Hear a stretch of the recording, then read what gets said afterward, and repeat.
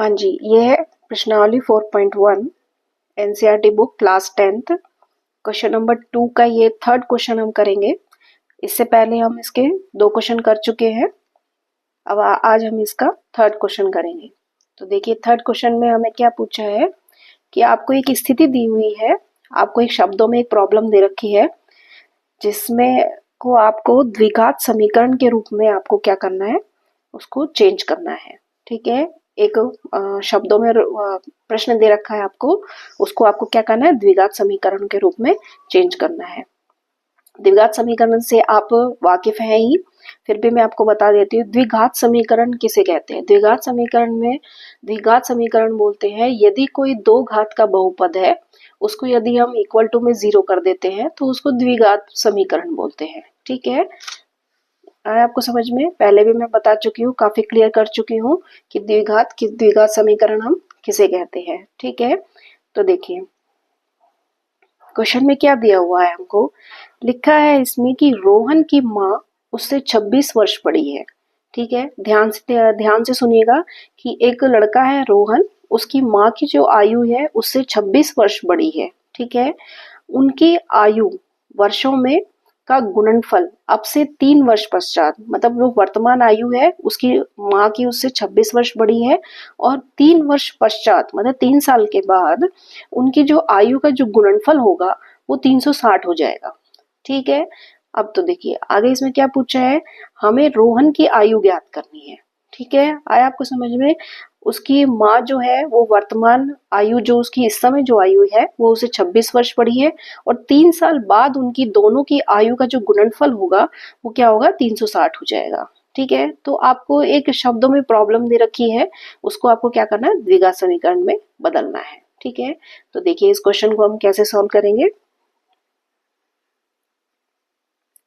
सबसे पहले हम क्या करेंगे, एक वेरिएबल मानेंगे। वेरिएबल मतलब चर। चर किसको मानेंगे हम रोहन की आयु को मानेंगे। देखिए इसमें लिखा हुआ है कि हमें रोहन की आयु ज्ञात करनी है। इस क्वेश्चन में तो आपको क्लियर कर रखा है कि आपको रोहन की आयु ज्ञात करनी है, तो इसमें क्या करना पड़ेगा, आपको जो चर मानना पड़ेगा वो रोहन की आयु मानना पड़ेगा। ठीक है, तो हम यहाँ लिखते हैं रोहन की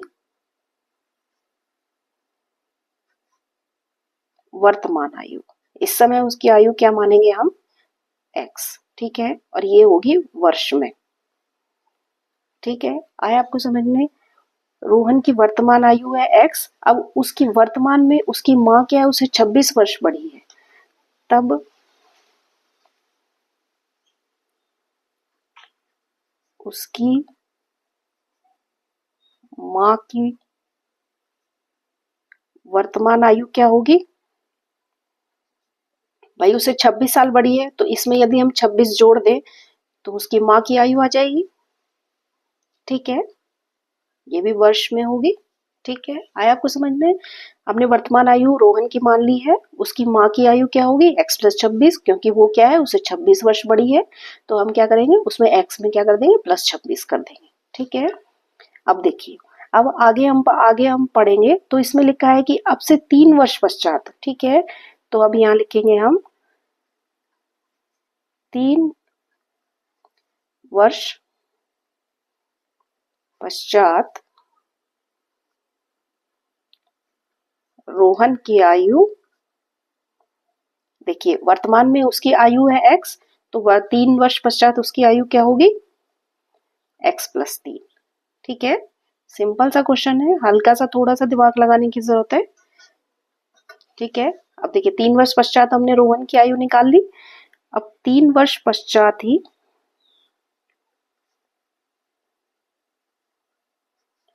माँ की आयु क्या होगी। देखिए 3 वर्ष पश्चात हमने रोहन की आयु में 3 प्लस किया था, इसी तरीके से 3 वर्ष पश्चात की वर्तमान आयु दे रखी है, इसमें भी हम यदि 3 प्लस कर देंगे तो वो उसकी क्या हो जाएगी, 3 वर्ष पश्चात उसकी माँ की आयु आ जाएगी। तो ये x प्लस 29, 26 प्लस 3 होता है 29। ठीक है, ये भी वर्ष में होगी। आया आपको समझ में? थोड़ा थोड़ा धीरे धीरे स्टेप लेके चलेंगे हम तो आराम से समझ में आ जाएगा। अब देखिए अब आगे क्या करना है हमको, प्रश्नानुसार। अब हम प्रश्न के अनुसार चलेंगे कि 3 वर्ष पश्चात रोहन की आयु और उसकी माँ की आयु का जो गुणनफल है वो 360 हो जाएगा। ठीक है, ये आपको दिया हुआ है कि 360 हो जाएगा 3 वर्ष पश्चात। तो हम क्या करेंगे, ये वाली आयु लेंगे, 3 वर्ष पश्चात की आयु लेंगे। ठीक है, तो 3 वर्ष पश्चात रोहन की आयु क्या हो जाएगी, x+3 ये वाली, और उसकी माँ की x+29। ठीक है, दोनों का गुणनफल ले लिया और वो किसके बराबर हो जाएगा, 360 के। ठीक है, ये हमें क्या है दिया हुआ है क्वेश्चन में। ठीक है, आया आपको समझ में। अब इसको क्या है सिंप्लीफाई करेंगे।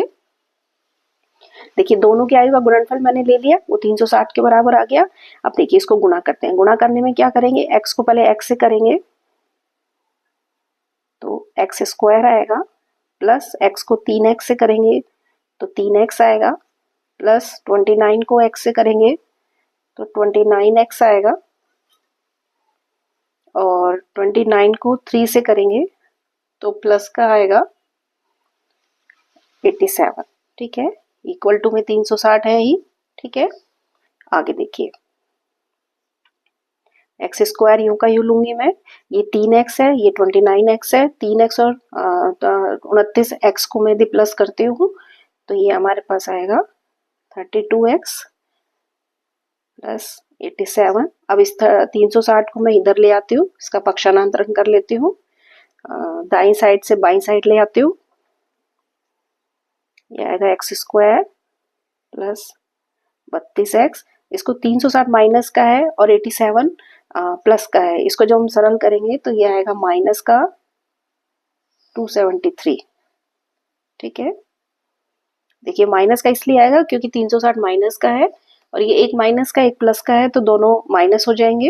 माइनस हो जाएंगे तो 360 में से यदि 87 में निकालती हूँ, माइनस करती हूँ, तो ये आएगा 373। ठीक है, ये आपकी आ गई एक द्विघात समीकरण, क्योंकि इसमें देखिए बहुपद है जो 2 घात का है और वो किसके बराबर है, इक्वल टू 0 के बराबर है। ठीक है, तो ये एक द्विघात समीकरण में चेंज हो गया है। ठीक है, ये इसका आंसर होगा। सिंपल सा क्वेश्चन है, आपको सिर्फ जैसे जैसे क्वेश्चन में दिया हुआ है उसी तरीके से आपको चलना है और आपका लास्ट में आंसर आ जाएगा। ठीक है, आया आपको समझ में। Okay, thank you.